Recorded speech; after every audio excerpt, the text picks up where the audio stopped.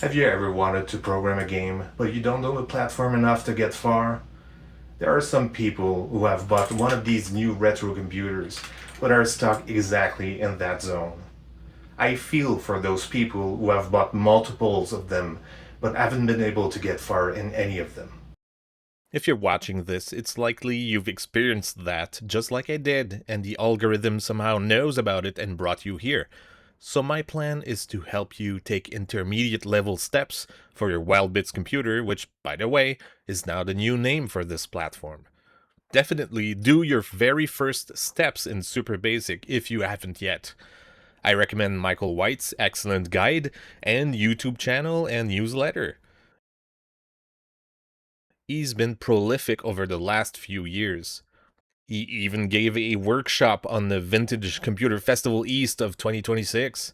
This is your typical spiral bound user guide, just like in the Commodore 64 days, but applied to the Wildbits machines and then some.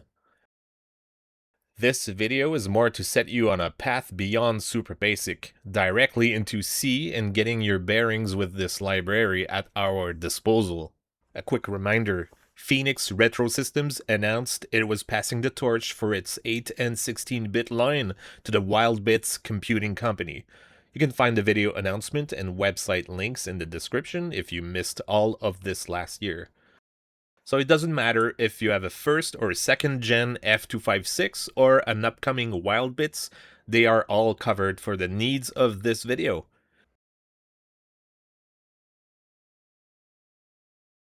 Graphics, including a static bitmap background and moving sprites with multiple frames.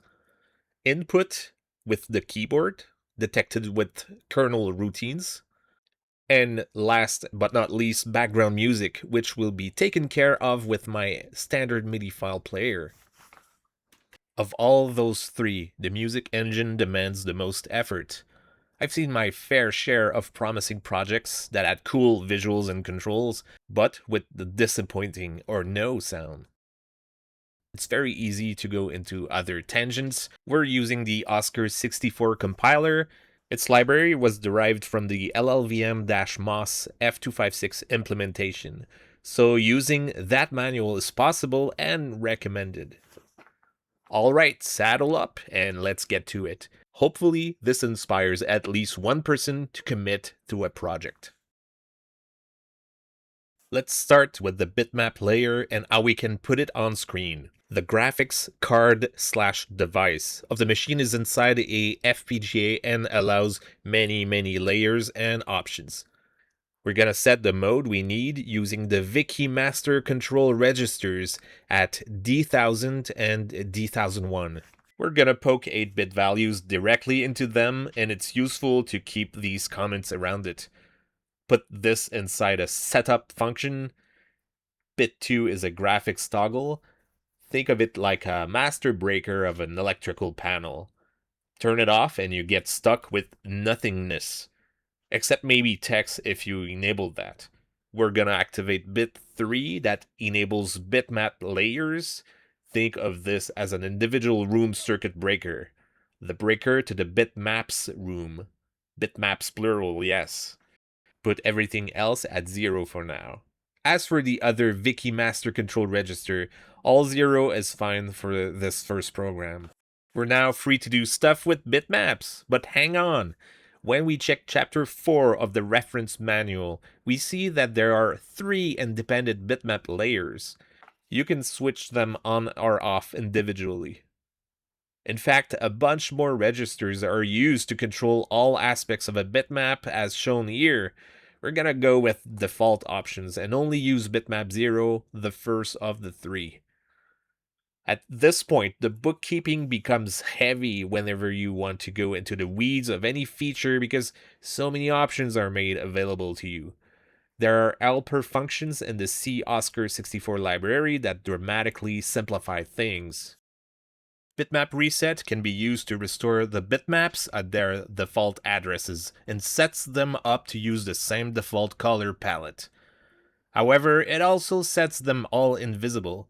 It's up to you if you want to perform this at the start of your program.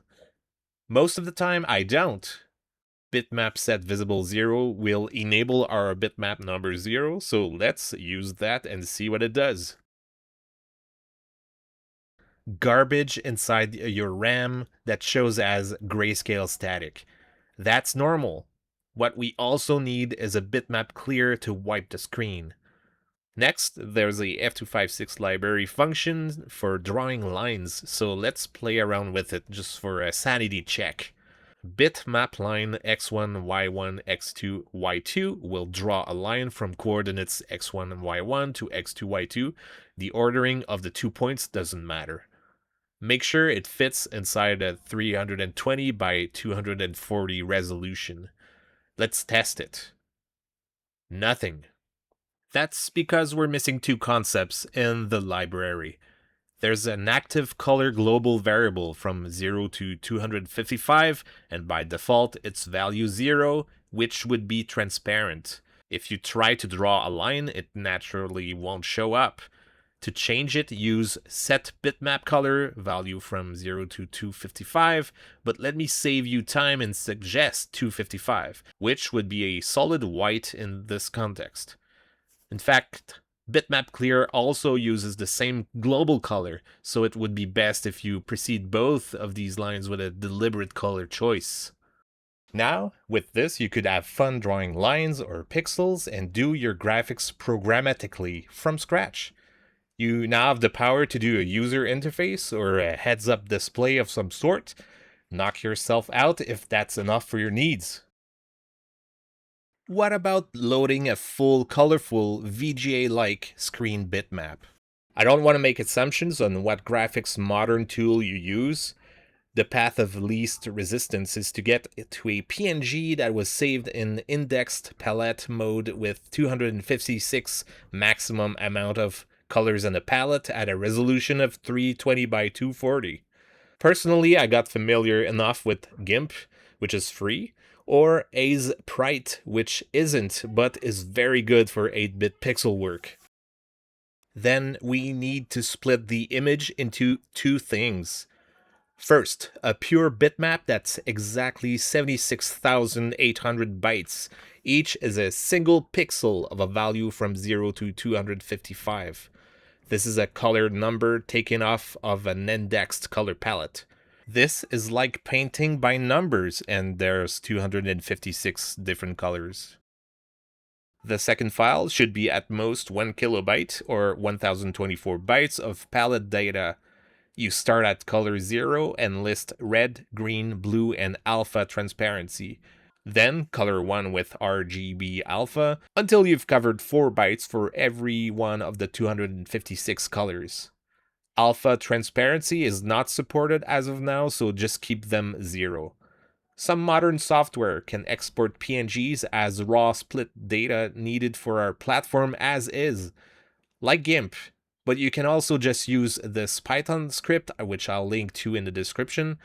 I'll provide both a command line version where you could batch convert many files at once, but also a version with a user interface for your convenience.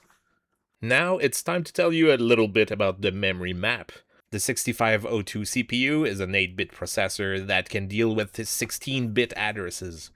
16-bit means that the CPU can only ever see 65,536 bytes of address space, just like a Commodore 64. Oscar 64 is going to stash your program, probably starting around address 300, and grow until it reaches 8,000, where it would start to get into trouble. Here's a visual I constructed in Python to help you see it. Each section is 8 kilobytes. The input-output 8 kilobytes slot sits between C1000 and DFFF and is dedicated to sound chips, screen text, screen color lookup tables, and so on. This other block from E1000 to FFFF is used for the kernel, so anything using keyboard inputs, events, timers is going to be pulled from this region. Don't touch this. The kernel is too useful to let go. Last but not least, both C compilers I mentioned before make use of the A1000 to BFFF for swap memory duty. It's your crystal ball, allowing you to see remote places in RAM, in ROM, and even in the cartridge if you needed. So don't plan on putting your own data in there unless you're a careful planner. The minimum area where you could put bitmap data is 10,000.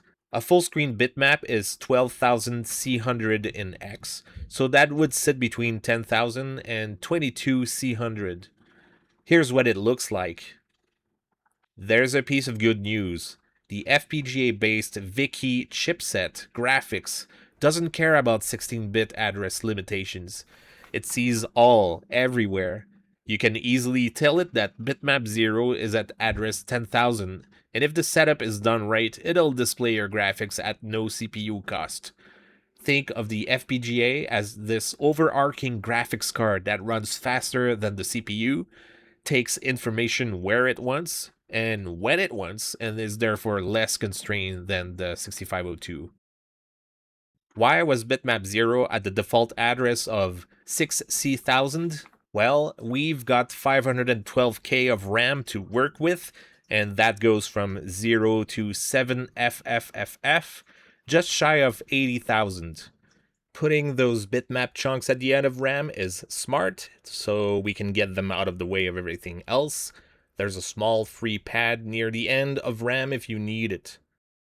Use these lines to embed your raw bitmap data exactly there. Let's see what it shows up as and make sure you comment out the bitmap clear line. Okay, so that looks good, but it's still in grayscale. In order to fix this, we need to take care of the color palette. In the manual, we see that there are yet more registers to consider. Note that I said registers, not RAM. The color data will exist inside the FPGA memory space. You allow this by using these lines. So let's break it down. This basically transforms your C1000 to DFFF section as a portal into FPGA memory specialized for bitmap graphics.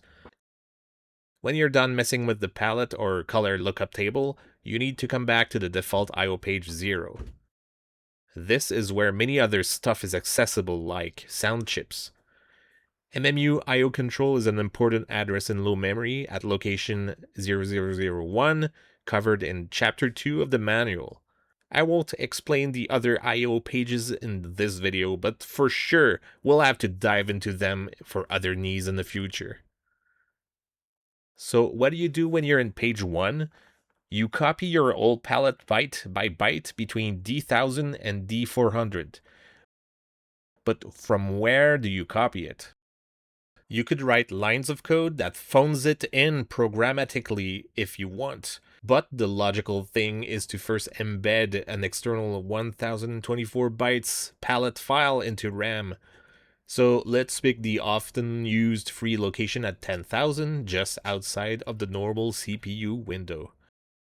Sometimes I categorize each 10,000 section per file type. For example, I can put color data at 10,000, sprites at 20,000, MIDI files at 30,000, and so on. Each of these sections is a crispy fresh 64 kilobytes. Remember though that a bitmap of 320 by 240 will overflow a 10,000x section and go into the next. This loop copies my CLUT from RAM into the proper Wiki Graphics palette registers. Let's see how that looks now. Congratulations, the background bitmap is done. Moving on to sprites. Let's go a little quicker here. Sprites rely on FPGA registers that live in IO page 0. But you don't have to worry about that page number if you use these helper functions. Sprite define is your main workhorse. Byte S is the number of the sprite from 0 to 63. Address is where your sprite graphics will be stashed in memory, so match that with the embedded file. Size is 8, 16, 24, or 32 in value for 8x8 sprites, 16x16, and so on. Let's pick a nice big 32 here. CLUT is either 0, 1, 2, or 3 for the color lookup table. Let's just pick 0, and layer is either 0, 1, or 2, which places it in a dedicated sprite layer over the bitmap layer of the same corresponding number. Here's an important chart showing you all of these layers grouped together in a default setup.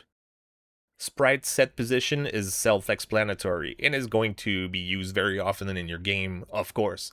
Keep in mind that there's a 32 pixel wide offset for your coordinates that let you hide sprites off of the viewable area.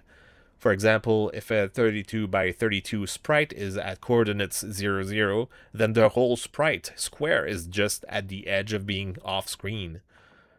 In order to place it into view in the top left of the screen, its coordinates must be 32 in X, 32 in Y.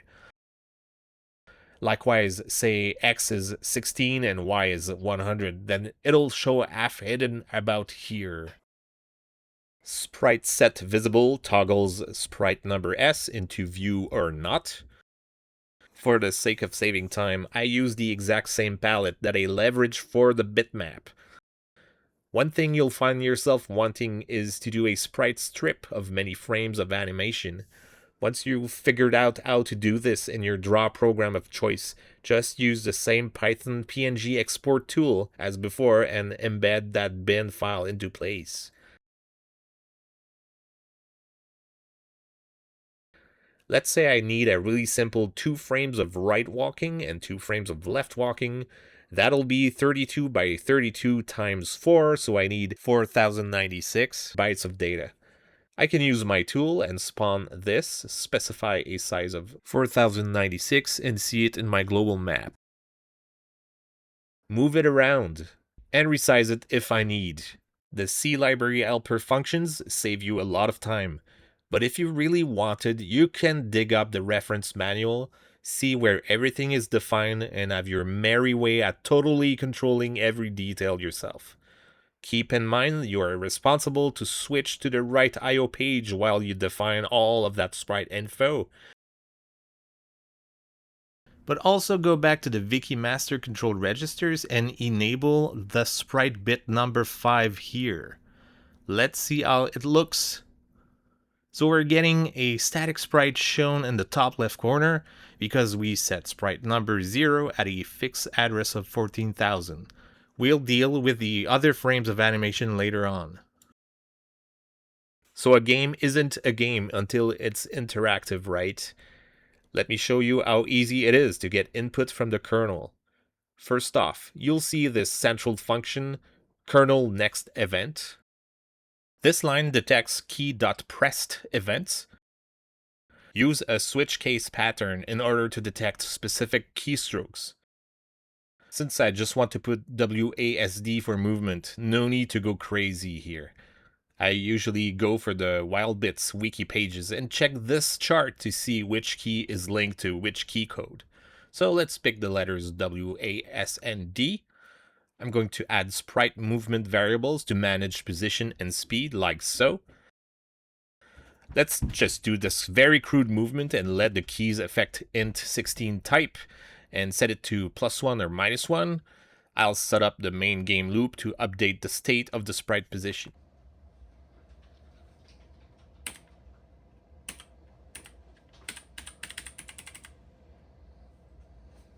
Okay, several problems here. The loop is obviously too fast and the position is not constrained. We need to slow down the update. That's a great segue into showing how the kernel timer works. You can use 2 timescales, either in seconds or in frames that are 1/60th of a second. The range for either of those are from 0 to 255. If you need longer, you'll have to work for it. To set a timer, here are the steps. Declare a structured timer type. Let's call it sprite update timer. Here's the definition of those. The dots units line is either 0 for frames or 1 for seconds, so let's pick 0. The dot absolute contains a value that's picked from the machine. I'll explain more on this in a little bit. The dot cookie line contains a unique 8-bit value Treat it like an idea that sets it apart from other timers you might want to use. Setting a delay in the future means you take the current 8-bit value of that perpetually cycling thing. Let's say it's currently at 80, for example. Add your delay to it, so let's say a 15 frames delay, and then you set the dot absolute variable to the sum of those, so it would land here on 95. Let your game loop progress. Check if your timer is expired, meaning the cycling thing has reached or surpassed 95 since it was set up. If the timer was expired, then the kernel will have a timer.expired event waiting in its queue, associated with the cookie ID that you gave it. If it's not expired yet, then you should proceed and do the other things you were doing anyway in your game loop.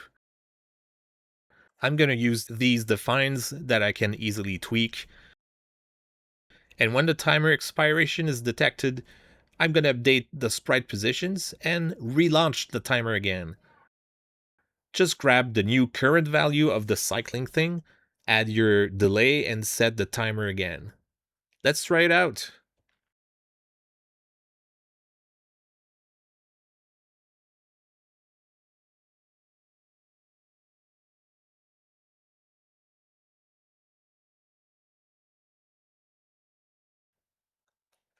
And now we should use the other frames of animation, right?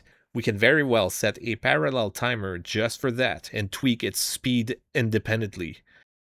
When it's reached, I should use sprite define and change the address of the sprite graphic and toggle between the 2 frames of walking right or the 2 frames of walking left, depending on the value of my speed.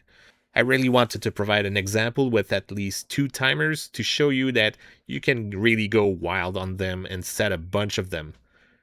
Think of it as a giant conveyor belt, and you positioned a bunch of watcher people on the sides. Each are waiting for something to reach their position. Then they raise a little flag, and you can see what your game loop needs to attend to. I want to move on to music, but first, a word on organization. I need to create .c.h pairs of files for the aspects of my code here. I'll create files called my sprites, another for my bitmap, another for my timers.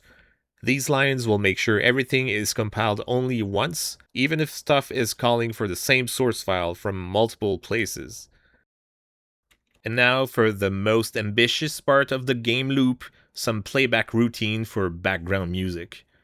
I'm not going to dive inside the code to show you how it's done. If you're really curious about my months-long journey on this, check out this video on my other channel where I show how the Macintosh version of Cozy MIDI came about. I changed my approach a few times over the months. The goal was to get Type 0 and Type 1 standard MIDI files to play over there. In order to use it, you have to do 3 things. Plan where to stash the MIDI file in RAM, prepare it for playback, and then spend a little part of your game loop with the MIDI loop pass function. To use it, you'll have to include mu MIDI play.h. In turn, this file will include all of the rest of the stuff you need, which are all of these files. I'll of course provide links to these library files in case you want to go off on your own path with them. Since a typical MIDI file can be anything from a few kilobytes to maybe a whopping 200 kilobytes for the biggest one I've seen, you'll have to plan smart for where to store it. Again, let's bring my Python tool to help you map this. Click on this button to fetch the file itself. It'll create an object exactly the size you want.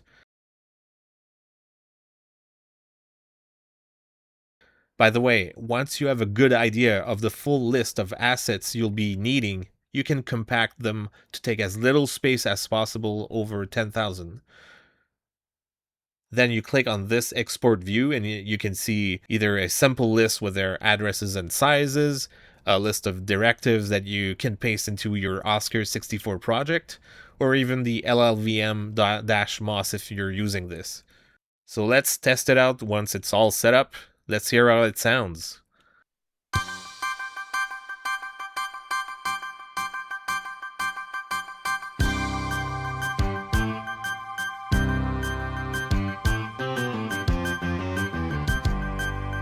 Not bad, right? So what happens when the file runs out? You can check for its ending with is MIDI done function regularly in your loop and trigger an additional playback with rewind MIDI and play, or go on and load another file.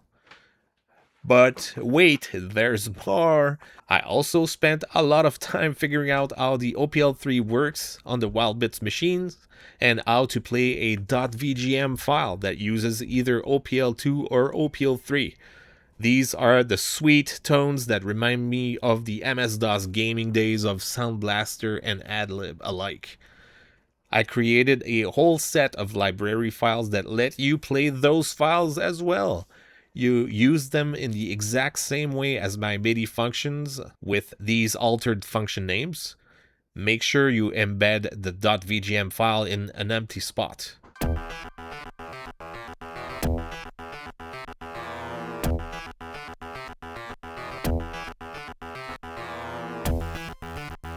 So I think I've accomplished my goals here. We have a crude game with input, graphics, and background music. There's so much more that can be added to it, like joystick control, sound effects, text, more interesting game logic, but that's up to you to take these steps and explore. My suggestion is to find out how to expand on this game's skeleton program and give it more flesh. Check out these sources of info. 1. The wiki, which has a lot of specific categories on how to use devices. 2. The reference manual, which just references so many things in the IO pages. A lot of those have helper C functions, but many don't. 3. Speaking of which, the LLVM-MOS C library manual is a short but very important document that can also be used with Oscar 64, since it kind of borrowed from the same main library. 4. The microkernel has a lot of other events you can react to, file reading, writing, mouse, and so on. Keep in mind that its documentation is not specifically written for C or assembly or basic, but any of them. Sometimes the exact structure naming convention is going to be different in the C library, just a little bit, so keep the main C source file opened if you need to deep dive into it. And 5, of course, you can check out my source code repos on GitHub. I've done a lot of projects with LLVM-MOS for the longest time. Some of them don't work, but a lot of them do. I've recently switched over to Oscar 64 and I've started converting some of the things to it, but mainly you'll find my most polished library files for music playback right now at the time of making this video. I also will publish the Skeleton Game project as well. Watch that space in the future. Thanks so much for watching this video. This has gone on long enough. Please make some games. Thanks.